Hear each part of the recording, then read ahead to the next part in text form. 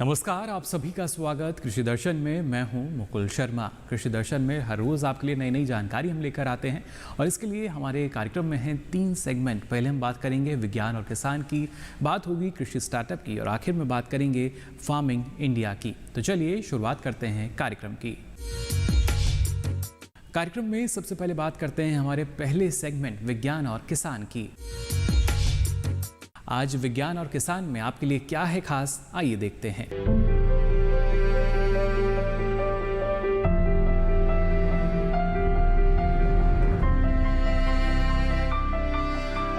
प्राकृतिक आपदा होने के नाते बाढ़ जहां वैश्विक कृषि के लिए एक गंभीर चुनौती के रूप में उभरकर सामने आ रही है, वहीं खाद्य सुरक्षा के लिए भी खतरा बनती जा रही है। देश के कुल बाढ़ग्रस्त क्षेत्रों यानी 40 मिलियन हेक्टेयर का लगभग 12.7% और 4.2% क्षेत्र क्रमशः बिहार और ओडिशा से है।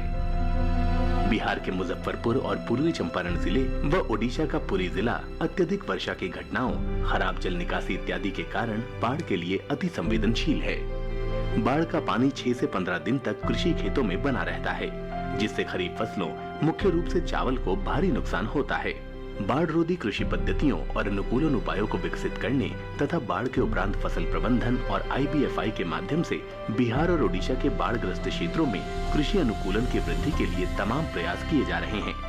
भारतीय कृषि अनुसंधान परिषद, भारतीय जल प्रबंधन संस्थान भुवनेश्वर ने भारतीय कृषि अनुसंधान परिषद का पूर्वी अनुसंधान परिसर पटना और अंतर्राष्ट्रीय जल प्रबंधन संस्थान IWMI कोलंबो के सहयोग से वर्ष 2017 में एक शोध अध्ययन की शुरुआत की। इस पहल का उद्देश्य खेती योग्य क्षेत्रों में बाढ़ के पानी की सीमा और अवधि के आंकलन की गुणवत्ता को बढ़ाने के संदर्भ में प्रधानमंत्री फसल बीमा योजना के लिए एक प्रौद्योगिकी आधार सहायता विकसित करना भी है। शुरुआत में संस्थान ने सबसे गंभीर रूप से बाढ़ प्रभावित क्षेत्रों की पहचान के लिए जिलों में बाढ़ की आवृत्ति और सीमा का विश्लेषण किया। बिहार के मुजफ्फरपुर जिले के गायघाट प्रखंड में चरणवार फसल क्षति का आंकलन बाढ़ की अवधि और सीमा दोनों के संदर्भ में किया गया और सूचकांक आधारित फसल बीमा में 7,000 रुपए प्रति हेक्टेयर से लेकर 20,000 रुपए प्रति हेक्टेयर तक का भुगतान वर्ष 2017 और 2018 के दौरान क्रमशः 43 और 170 किसानों को किया गया। पिछले 2 वर्षों के दौरान भारतीय कृषि अनुसंधान परिषद और अंतर्राष्ट्रीय जल प्रबंधन संस्थान ने परिचालन क्षेत्र में फसल क्षति के आधार पर बाढ़ के उपरांत फसल प्रबंधन योजना तैयार की और उसे बिहार के 2 प्रखंडों गायघाट, चिरैया और ओडिशा के एक प्रखंड कानसी में लागू किया। बिहार के बाढ़ प्रभावित किसानों को बाढ़ के उपरांत की फसल प्रबंधन योजना के अनुसार वैकल्पिक फसलें अर्थात संकर मक्का, मसूर, सरसों, बैंगन, टमाटर, खीरा और गोभी उपलब्ध कराए गए। बाढ़ के उपरांत इन बीजों को अनुकूलतम समय में बोया गया। बिना हस्तक्षेप के बाढ़ से क्षतिग्रस्त खेत की तुलना में मक्का जैसी वैकल्पिक फसलों की समय पर बुआई होने के कारण किसान लगभग 16,700 रुपए प्रति हेक्टेयर अतिरिक्त शुद्ध लाभ कमा सकते हैं। बाढ़ के उपरांत की स्थिति के तहत टमाटर, बैंगन, गोभी, खीरा और फूल गोभी जैसी सब्जियों की खेती के कारण किसानों की शुद्ध आय 33,200 रुपए से बढ़कर 37,700 रुपए प्रति हेक्टेयर दर्ज की गई। ओडिशा के पुरी जिले के कानास ब्लॉक के बाढ़ग्रस्त क्षेत्रों में सामान्य प्रत्यारोपित चावल की अंकुर की औसत अनाज की उपज की तुलना में अधिक आयु वाले चावल के अंकुरों के हस्तक्षेप के परिणाम स्वरूप वर्ष 2018 और 2019 के दौरान क्रमशः 24% और 29% अधिक अनाज की उपज हुई। बाढ़ के दौरान बेहतर गुंजाइश के लिए किसानों को खेती योग्य क्षेत्रों में आम के पौधे लगाने के लिए भी प्रोत्साहित किया गया। कुल मिलाकर बाढ़ के उपरांत प्रबंधन के हस्तक्षेपों के परिणाम स्वरूप लाभ में वृद्धि हुई। लागत अनुपात 1.55 से 3.08 तक देश के कालानुक्रमिक बाढ़ग्रस्त क्षेत्रों में कृषि अनुकूलन बढ़ाने की क्षमता रखता है।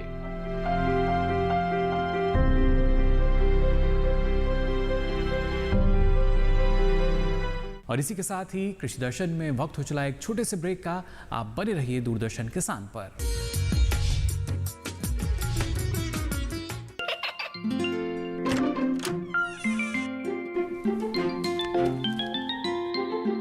ये क्या हो रहा है? काशवी, इतने कम मार्क्स? काशू, बेटा पढ़ा करो। पढ़ोगी नहीं तो आगे कैसे बढ़ोगी? मम्मा, मैं भी तो आपसे यही कहना चाहती हूँ, पढ़ा करो। आप पढ़ोगे नहीं तो आगे कैसे बढ़ोगे? मतलब? वो देखो। सिर्फ बैक पर छपा ऑर्गेनिक नहीं, ऑर्गेनिक का निशान पहचानिए। पीजीएस ऑर्गेनिक का ये लोगो उन किसानों की पहचान है जो आज भी परंपरागत विधि से रसायन मुक्त खेती कर आपके लिए शुद्ध फसल उपजा रहे हैं। अब समझे मम्मा, अगर मैं प्योर ऑर्गेनिक फूड नहीं खाऊंगी तो अच्छे मार्क्स कहाँ से लाऊंगी? अच्छा बच्चों, जैविक खेती की इस मुहिम को आगे बढ़ाइए, शुद्ध ऑर्गेनिक अपनाइए।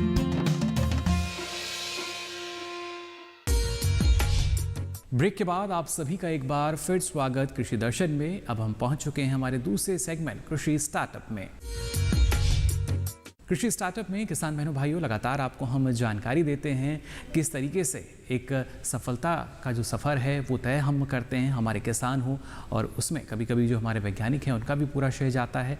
कैसा ये कामयाबी का सफ़र रहता है, और आज इस सेगमेंट में कृषि स्टार्टअप में आपके लिए जो दास्तां हम लेकर आए हैं वो किसकी है, आइए देखते हैं। आपने एमएस स्वामीनाथन और नॉर्मन बोरलॉग जैसे महान कृषि वैज्ञानिकों का नाम सुना होगा। दुनिया में हरित क्रांति लाने का सेहरा बोरलॉग के सर है, जबकि भारत में ये भूमिका स्वामीनाथन ने निभाई। उसी दौर में एक और धरती का लाल अपनी काबिलियत के परचम लहरा रहा था। नाम है डॉक्टर खेम सिंह गिल। डॉक्टर खेम सिंह गिल वो अहम शख्सियत हैं जिनकी खोज ने देश में हरी क्रांति लेके आई। उन्होंने मुख्य तौर पे गेहूं पर काम किया, वीट पे काम किया, और ये हमारा जो देश जो अनाज से तंग था और हम विदेशों से अनाज आयात करते थे, हरे इनकलाब ने, हरी क्रांति ने हमारे देश को इतना समृद्ध बना दिया कि आज हमारे पास अन्न के भंडार भरे हुए हैं, और कभी कभी हम उनको एक्सपोर्ट भी करते हैं, विदेशों में भेजते हैं। तो ये जिन विज्ञानियों ने काम किया उस समय 1960 के दशक में, उनमें डॉक्टर खेम सिंह गिल की बहुत अहम भूमिका। केएस गिल का जन्म 1930 में मोगा जिले के गांव में हुआ। बचपन से ही प्रतिभावान और पढ़ाई में काफी तेज थे। यही वजह है कि साल 1951 में महज 21 साल की उम्र में उन्होंने अनुवांशिकी और पादप प्रजनन में मास्टर डिग्री हासिल कर ली। 21 साल की उम्र में ही वो पंजाब के कृषि विभाग में शोध सहायक हो गए। नौकरी मिलते ही खेम सिंह खेत और खलियान के हो गए और खेतीबाड़ी ही उनकी जिंदगी बन गई। तो मिल गई थी तो नौकरी में मैंने नौकरी ज्वाइन कर ली, और पहले साल मुझे कटराई है कुल्लू के पास, वहाँ एक सीरियल रिसर्च सेशन शुरू हुआ था। तो मुझे डॉक्टर सिक्का साहब ने बुलाया, कहने लगे मुझे पता है आप चला सकते हैं उस स्टेशन को, तो मैं वहाँ भेज रहा हूँ आपको इंचार्ज बना के। तो वो जाकिर राम दलाल हरियाणा से था, अभी तो बड़ा नहीं था, तो पंजाबी था, तो वो मेरे सीनियर करीब भी थे, तो उन्होंने ट्रांसफ़र करा ली। मेरी ट्रांसफ़र कहीं एक्सटेंशन में हो गई, पर डॉक्टर सिक्का ने मेरी एक्सटेंशन ट्रांसफ़र नहीं होगी। मुझे इतनी चिट्ठी आई, वो वहाँ से लिख दिया कि मैं उसको नहीं देना और किसी को ट्रांसफ़र कर देता हूँ। तो मुझे अंदर बुला लिया। पहले मेरी प्रॉब्लम एमएससी में मेज़ क्रॉप थी, मक्का की थी, और उसके बाद जब मैं जलंधर गया तो उन्होंने मुझे कहा वीट पर काम करो। अपना देश के लिए काम करना है तो मेहनत से करना है, किसके लिए नहीं करना है। तो मैं आया भी तो बर्फ़ पड़ने लग गई थी, रास्ते बर्फ़ जम गई थी, जो नाले चलते ना वो जम गए थे। तो कहने लगे फंस जाएगा। मैं कोई बात नहीं, हम मटेरियल लेके जाएंगे। तो खैर वापस आए, उनको यहाँ आप जलंधर में बोया और सारे खुश हुए, मेरा डॉक्टर ने भी खुश हुए, सारे कॉलेज हो रहे, बहुत मटेरियल लेके आया ये। तो इस तरह वो अगले साल में फिर गया, तो वहाँ मैं 4 साल रहा। 4 साल के काम बहुत अच्छा किया। This work on linseed and sesame, तेल और जो होते हैं अलसी के फसल, और उसमें अच्छा प्रोग्रेस हुई। तो डॉक्टर एग्रीकल्चर आए, डॉक्टर अर्जन सिंह थे, वो कहने लगे मैं आपको अच्छी फार्म देता हूँ जो कांगड़े में है, तो वहाँ आप वहाँ काम शिफ्ट कर लो। साल 1962 में पंजाब कृषि विश्वविद्यालय यानी PAU बना। किस्मत से इसी दौरान केएस गिल को पीओए ने कैलिफोर्निया से पीएचडी प्रोग्राम के लिए चुना और 3 साल के लिए गिल कैलिफोर्निया चले गए। 1966 में यूएसए की रिवरसाइड यूनिवर्सिटी ऑफ कैलिफोर्निया से खेम सिंह गिल ने अपनी डॉक्टरेट की डिग्री पूरी की। इसी दौरान खेम सिंह गिल को पीएयू में अनुवांशिकी विभाग का प्रमुख बना दिया गया। वो बहुत ज्यादा मेहनती थे। पंजाब के तत्कालीन मुख्यमंत्री प्रताप सिंह भी उनसे बहुत प्रभावित हुए। पढ़ाई में अच्छा रहा। हर सेमेस्टर में मुझे लेटर जाती है appreciation from the vice chancellor कि आपके अच्छे नंबर हैं, ऐसे कंटिन्यू करो, मेहनत करो। तो जब मैं आने से पहले कुछ दिन जब मैं कोर्स पास किया, डिग्री पास कर ली, अभी वो डिग्री ले ही नहीं थी पर मैं पास कर लिया था इम्तिहान। मैं वो तो जब लेता है करो कुछ बाद में भी हो सकती है। तो मैं कहा मैं जाऊँगा। तो उस बात जाने से पहले मुझे टेलीग्राम आ गई कि you have been appointed as professor and head department of genetics. जब मैं आया था तो आई वॉज असिस्टेंट प्रोफेसर, उसके बाद एसोसिएट प्रोफेसर आता है, फिर प्रोफेसर आता है, फिर हेड आता है। तो मुझे उन्होंने सीधा ही प्रोफेसर हेड बना दिया। तो आई वॉज कंसर्न की गलती से आगे होगी, कैसे हो सकता है। मेरे साथी जो कहने लगे अब गलत हो गया तय काम में। तो पर मैंने नैक्सट डे फिर मैं टेलीग्राम चलिए कंग्रेचुलेशन दिया। डॉक्टर गुरश्याम सिंह थे, डीन थे, उनके टेलीग्राम चले गए you have been appointed as professor head. तो ऐसे में जब आया तो फिर मैं हिसार में ज्वाइन किया।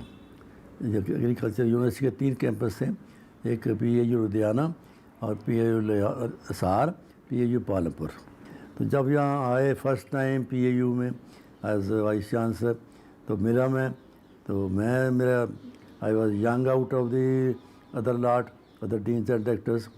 तो मुझे कहने लगे खेम सिंह ये आपके पास डिपार्टमेंट बहुत बड़ा है प्लांट ब्रीडिंग का, आपसे नहीं चलेगा ये। तो मैं कहा जी कोई नहीं, आप सम्मान दोगे तो मैं मेहनत करांगा। फिर थोड़े सालों में ही वो कहने लगे खेम सिंह जाना नहीं, वो यहाँ ही वाइस चांसलर बनाएंगे। कैलिफोर्निया से पीएचडी कर देश लौटने और विभाग प्रमुख की जिम्मेदारी संभालने के बाद शुरू हुई अग्नि परीक्षा। सोए हुए खेतों को जगाना था। काम गेहूं पर शुरू हुआ। भारत में हरित क्रांति के जनक एमएस स्वामीनाथन और नॉर्मन ई बॉर्लोग जैसे वैज्ञानिकों के साथ डॉक्टर गिल को भारतीय कृषि की तकदीर बदलने का मौका मिला। उसमें बड़ा चैलेंज था क्योंकि न्यू वैरायटी कल्याण सोना जो मेक्सिको से आई थी, यहाँ नाम कल्याण रखा गया था, दिल्ली ने सोना रखा। वर्ल्ड वार के बाद हमारी फूड शॉर्टेज आ गई थी इंडिया में, और जो पुरानी वैरायटी थी सारियाँ वो कन्वेंशनल टॉल थी, वो जो फर्टिलाइज़र डालते थे उनकी और पानी देते थे तो गिर जाती थी, तो यील्ड लेवल का ब्लॉक था। जब तो लुधियाना से डॉक्टर DS सतवाल जो मेरे से पहले थे उन्होंने सिलेक्शन की तो कल्याण वैरायटी अपना गांव के नाम पर वो कल्याण रख दिया, 227 नंबर था। दिल्ली ने सोना रख दिया। और जब वो मीटिंग हुई अपने जब मैं ज्वाइन कर गया था तो उसका नाम कल्याण सोना बन गया। तो PV18 आई तो इन्हें बड़ा अच्छा रिस्पॉन्स दिया, जी बड़ी क्योंकि अपने फसलों में बहुत झाड़ पैदा बढ़ गया, तो उसके जो हमारी शॉर्टेज की वो ख़त्म होनी शुरू हो गई। बहुत ही जो नई चेंज आया सारे, उसके साथ मैन्योर्स भी आई, पानी आया, ट्यूबवेल लगे, सड़कें हो गई, उसकी मार्केट प्राइस फिक्स की गई और फिर स्टोरेज पोजीशन बनाई गई, मार्केट सिस्टम हो गया, अभी प्रोक्योर करनी है। एक क्रांति सी आई और गेहूं के उत्पादन में जबरदस्त बढ़ोतरी दर्ज की गई, वो भी खेम सिंह गिल के नेतृत्व में। उनकी टीम ने 1976 में तकरीबन 53 क्विंटल प्रति हेक्टेयर का उत्पादन देने वाली गेहूं की किस्म 711 को इजाद किया। इस किस्म ने तो पूरे इलाके का मुकद्दर ही बदल कर रख दिया।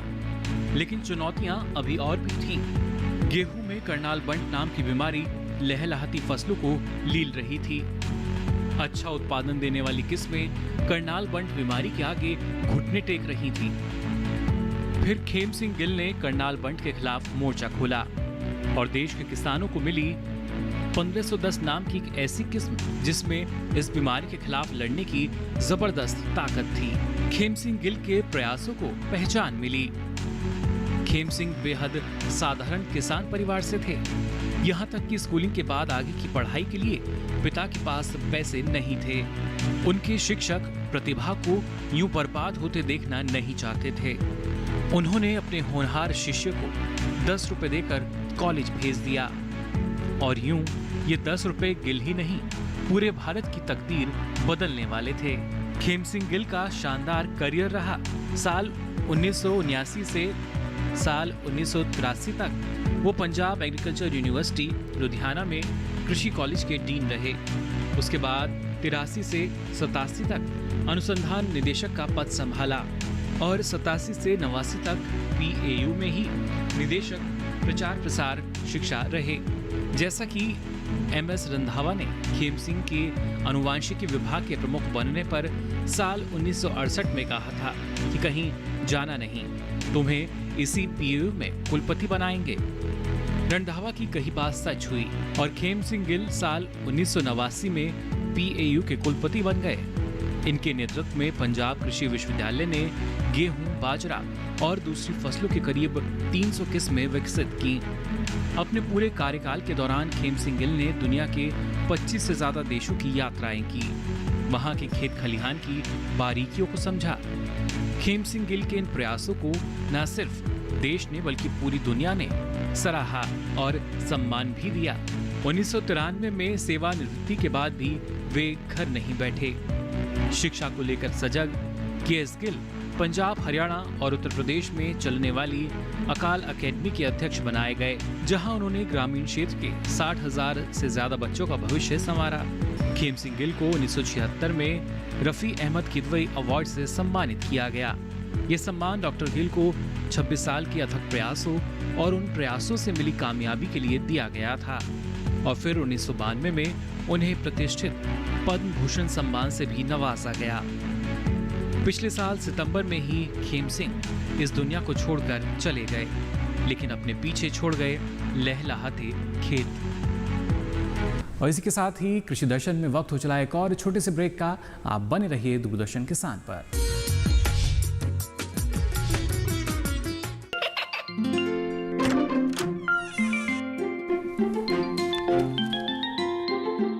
ये क्या हो रहा है? काशवी, इतने कम मार्क्स? काशू, बेटा पढ़ा करो। पढ़ोगी नहीं तो आगे कैसे बढ़ोगी? मम्मा, मैं भी तो आपसे यही कहना चाहती हूँ, पढ़ा करो। आप पढ़ोगे नहीं तो आगे कैसे बढ़ोगे? मतलब? वो देखो। सिर्फ बैक पर छपा ऑर्गेनिक नहीं, ऑर्गेनिक का निशान पहचानिए। PGS ऑर्गेनिक का ये लोगो उन किसानों की पहचान है जो आज भी परंपरागत विधि से रसायन मुक्त खेती कर आपके लिए शुद्ध फसल उपजा रहे हैं। अब समझे मम्मा, अगर मैं प्योर ऑर्गेनिक फूड नहीं खाऊंगी तो अच्छे मार्क्स कहाँ से लाऊंगी? अच्छा बच्चों, जैविक खेती की इस मुहिम को आगे बढ़ाइए, शुद्ध ऑर्गेनिक अपनाइए।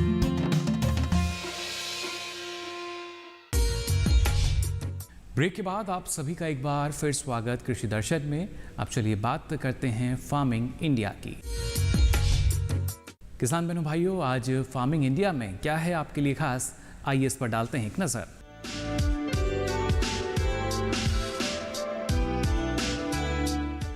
आज का जो चर्चा का विषय है वो है जड़ गांठ रोग, जो कि धान के फसल में देखा गया है, उसका हम प्रबंधन कैसे करें। ये धान एक बहुत ही महत्वपूर्ण फसल है और ये फसल, इसमें कई सारे पीड़क होते हैं, कई सारे बीमारियां होती हैं और यहाँ तक कि इसमें जो जड़ गांठ सूत्रकृमि है, जड़ गांठ रोग पैदा करता है कि ये जो जड़ गांठ रोग है इसका प्रकोप बहुत ज़्यादा है। ये करीबन 10 से 50% की हानि पहुँचा देता है और इससे जहाँ तक आप देखेंगे कि इसका जो फैलाव है, जो इसका डिस्ट्रीब्यूशन है, वो बहुत ज़्यादा है। ज़्यादा अगर हम बात करेंगे तो ये उत्तर भारत या दक्षिणी भारत या पूर्वोत्तर भारत तक भी पाया जाता है। मतलब कि आप जम्मू कश्मीर से लेकर पंजाब, हरियाणा, यहाँ तक कि आप ये देख सकते हैं कि पूर्वोत्तर राज्य जितने आसाम हैं और पश्चिम बंगाल है, यहाँ तक कि बिहार, फिर जो उत्तर प्रदेश है उसमें भी पाया गया है। मध्य प्रदेश में भी पाया गया है। और हमने शोध के तरीके से हमने ये भी जाना है कि हम इसकी रोकथाम किस तरीके से करें। जब हम बात करें अपने जो इसके लक्षण जो होते हैं, इससे लक्षण जो बहुत महत्वपूर्ण लक्षण है वो है जड़ गांठ। जैसा कि इसके नाम से पता लगता है कि जड़ गांठ एक प्रमुख रोग है। किसान भाई अगर जब भी अपने खेत में जाएंगे तो वो ज़रूर देखते हैं कि पीलापन है, पूरे खेत में एक पीलापन आया। और अगर वो पीलापन अगर आ गया है तो वो ये समझते हैं कि वो नाइट्रोजन की कमी से है, मतलब नाइट्रोजन की कमी से है। वो बात करते हैं भाई KVK के जो वैज्ञानिक हैं उनसे जाके बात करते हैं, तो वो आके बताते हैं जी आप नाइट्रोजन का छिड़काव, यूरिया का छिड़काव कर दें। तो ये हो जाता है कि ब्लाइंड एप्लीकेशन करना। लेकिन जहाँ तक आप जब बात करते हैं कि ये क्यों है, क्या कारण है, ये भी हो सकता है कि सूक्ष्म जो तत्व हैं, मतलब जो माइक्रोन्यूट्रिएंट्स हैं, उनसे भी, उनकी कमी से भी ये लक्षण नज़र आते हैं। लेकिन जब मैं आपको अगर ये चीज़ बताऊं कि आप एक पौधा जो पीला पौधा है उसको ज़रूर आप उखाड़ के देखें। जब आप उखाड़ के देखेंगे, अगर उसमें जड़ गांठ हैं, गांठें अगर आप देखेंगे तो आपको ये एहसास हो जाएगा कि जो हमारा सूत्रकृमि है वो इसमें ज़रूर है, बैठा है। इसका मतलब कि ये मादाएं, इसमें कई सारी मादाएं होती हैं जो अंडे पैदा करती हैं। और ये जो लक्षण है, ये लक्षण और भी अगर प्रकोप इसका ज़्यादा है तो ये लक्षण इतने गहरे हो जाते हैं कि मतलब धब्बे दिखाई देते हैं खेतों में, पीले धब्बे दिखाई दिए। आपको जो पौधे हैं वो बहुत ही छोटे हो जाते हैं, बौने हो जाते हैं, उसकी बालियाँ जो हैं कम हो जाती हैं। जब बालियाँ कम हो जाएंगी तो ऑटोमेटिकली आपका ये क्या होगा कि जो ईल्ड है, जो आपकी उत्पादन क्षमता है उस धान की, वो नहीं पूरी होगी। अगर धान की क्षमता कम हो गई, इसका मतलब आपकी ईल्ड कम आई। तो किसान भाई ये सोचते हैं कि ये नाइट्रोजन के कमी के कारण है या किसी चीज़ के कारण है। लेकिन आप ये गांठ मान लीजिए कि ये जड़ गांठ रोग जो है ये बहुत ही महत्वपूर्ण है, इसका निदान करना बहुत अति आवश्यक है। ये हो गई बात लक्षण की। जब हम बात करते हैं कि इसके जीवन चक्र, ये क्या करता है कि एक छोटे छोटे डिम्बक होते हैं, लार्वी जिनको हम लोग कहते हैं, वो J2 स्टेज होता है, जो द्वितीय स्तरीय जो होता है, वो आपके जड़ों में घुसता है, उसमें जो जड़ गांठ पैदा करता है। अगर वो जड़ गांठ पैदा करता है तो उसकी अलग अलग अवस्थाएं हैं, J2 से J3, J3 से J4, उसके बाद एडल्ट बन जाती है। ये एडल्ट मतलब वयस्क मादा जो बनती है वो घर बना लेती है उसमें, और जड़ें फूल जाती हैं, इसलिए वो गांठें पैदा होती हैं। जब गांठें पैदा हो जाती हैं तो क्या करती हैं, ये खाना खाने के बाद अंडे भी देने लगते हैं। तो एक मादा से लगभग 200 से 300 अंडे पैदा होते हैं, और ये अंडे जड़ों में ही रह जाते हैं। तो क्या होता है, किसान भाई उनको पता ही नहीं चलता कि ये जो जड़ें हैं क्यों मोटी हुई हैं। अगर मोटी भी हुई हैं तो इसमें क्या है, तो आज हम आपको बता देते हैं कि इसमें मादाएं होती हैं। और जब पूरे फसल चक्र की आप बात करें तो गेहूं धान दोनों में ये नेमेटोड पाया जाता है, सूत्रकृमि। अगर ये दोनों में पाया जाता है, इसका मतलब ये हुआ कि आपकी जो जनरेशन है, 4 जनरेशन कंप्लीट होती है एक में। अगर 4 जनरेशन कंप्लीट होती है तो इसका मतलब ये हुआ कि आपका पूरा का पूरा क्षेत्र उससे नेमेटोड से प्रभावित हो सकता है। इसका मतलब 1 से 200 अंडे, 200 से 200, अगर आप गुना करते चले जाएंगे तो करीबन आपके पास एक मादा से 600 लाख अंडे पैदा होंगे एक जनरेशन में। मतलब कि पूरे धान की फसल जब कटाई हो जाती है तो आपके पास 600 लाख अंडे आएंगे। तो आप ये सोच सकते हैं कि उससे कितनी बड़ी हानि हो सकती है आपके खेत में। अब हम इसके प्रबंधन की बात करें तो आज अभी जो अवस्था है पौधे की, जो इस समय देखा जाए तो अभी बालियां आने लगी हैं, कुछ क्षेत्रों में बालियां आ चुकी हैं। और अगर वो पीले पौधे हैं भी तो आप उसे उखाड़ के देख लें, अगर जड़ गांठ है तो उसमें कार्बोफिरॉन जो एक दवाई है, वो लाल दवा के नाम से दानेदार होती है, कार्बोफिरॉन 3G फुराडान के नाम से आती है, उसका छिड़काव करीब 1 किलोग्राम सक्रिय तत्व प्रति हेक्टेयर के हिसाब से उसको करें। तो फिलहाल के लिए आज कृषि दर्शन में बस इतना ही, लेकिन आपको बता दें, अगर आप अपना कोई सवाल या सुझाव हम तक पहुंचाना चाहते हैं तो आप हमें ईमेल कर सकते हैं। हमारी मेल आईडी है krishidarshan@gmail.com। इसके अलावा पत्र व्यवहार के माध्यम से भी आप हमसे जुड़ सकते हैं। हमारा पता है कार्यक्रम कृषि दर्शन, कमरा संख्या 10, CPC दूरदर्शन, खेलगांव, नई दिल्ली 110049। किसान बहनों भाइयों, आप ये सारी जानकारी DD किसान के YouTube चैनल पर भी ले सकते हैं। कृषि संबंधित ताज़ा जानकारी लेकर फिर होंगे हाजिर। फिलहाल के लिए दीजिए इजाज़त। नमस्कार।